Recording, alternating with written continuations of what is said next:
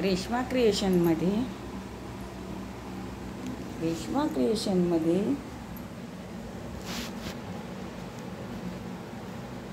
माझा सर्वांना नमस्कार.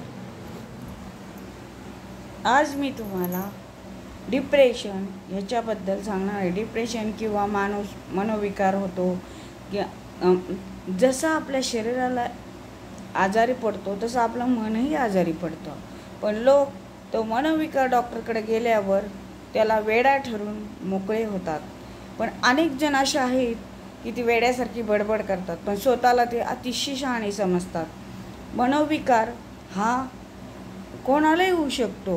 अति दुःख, लहानपणापासून झालेले आघात आणि मोठेपणी पण तेच स्त्रियांच्या बाबतीत जास्त होते.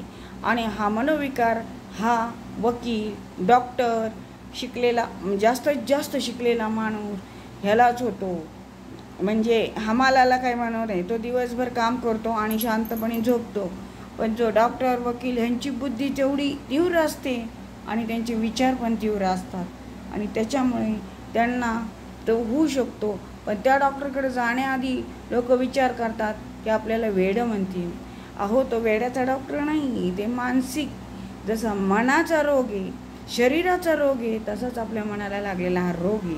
आणि ह्याच्यामध्ये आपण जास्त वाद गेलो तर आपण डिप्रेशनमध्ये जाऊन काही लोक आत्महत्यासुद्धा करतात. पण त्या डॉक्टरच्या गोळ्या घ्यायच्या आधी ते अतिशय विचार करतात की आपण इथं आलो, मग आपल्याला लोक काय म्हणतील, घरातले काय म्हणतील, आपल्याला वेडा ठरवतील. अहो, तो वेडा नाही, हे सुशिक्षित लोकांना कळत नाही.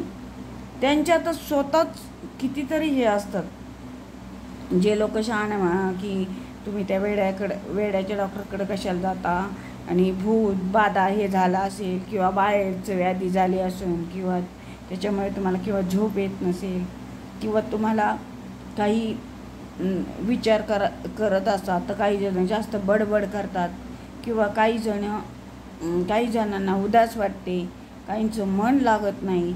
याला कारण आपल्याला मानसिक रोग असतो.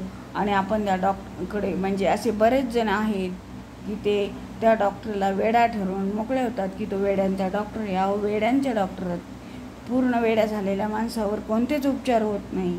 पण ज्याला मानसिकरित्या भेडसावत असेल त्यांनी तर नक्की त्या मनोविकार डॉक्टरच्या गोळ्या किंवा औषध घेतले पाहिजे, त्यांच्याकडे गेलेही पाहिजे. आणि अतिविचार करण्यापेक्षा, आणि लोक काय म्हणतील, आपल्याला वेडा म्हणतील, असं अनेकांच्या मनात असतं की आपल्याला वेडा म्हणतील, ते असं म्हणतील की त्या गोळ्या खाल्ल्यावर आपण झोपच येईल. असं काही एक नसतं. किंवा माझी एक मैत्रीण, मी तिला त्याच्यातून पूर्णपणे बाहेर काढलं, कारण तिच्या डोक्यात फक्त तोच विचार होता की मला वेडं म्हणतील, मला असं करतील. पण तिला 2 लहान मुले होते आणि तिचा आजार काही थांबत नव्हता. तिच्या डोक्यातून चमका येत होते, ती दिवस झोपून राहत होती. पण त्या डॉक्टरमुळे तिच्यावर विलाज झाला. असे अनेक लोक आहेत की त्यांनी ते बाहेर तांत्रिकाकडे जातात, कुठं लिंब, कुठं काही उतरून टाकले जाते. अशा प्रकारे अनेक काही केले जाते. त्याच्यापेक्षा तुम्हाला जर झोप येत नसेल किंवा तुम्हाला उदासीनता आलेली असेल किंवा तुमचं मन कशात लागत नसेल तर तुम्ही त्या डॉक्टरकडे जा. पण तांत्रिक याचा विचार सोडून द्या.